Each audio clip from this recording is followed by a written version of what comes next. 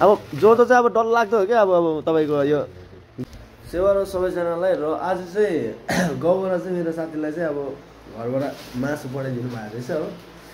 हेर गोरुको मासु आज चाहिँ निकै खुसी छ साथी। के चाहिँ पठाइदिएको रहेछ साथी? हेर्दैछु, देखाइदिउँ।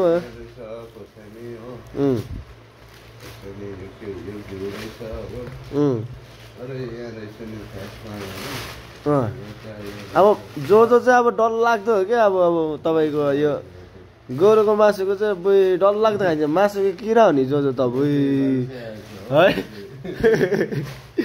मासुको किरा हो कि सिला लिदिएको रहेछ नि त। झन्डै यो लगभग 3 किलो जस्तो, 3 किलोभन्दा बेसी एबभ छ यो। सुकाएर चाहिँ अलिक कम्ती भएको होला हो। 6 केजी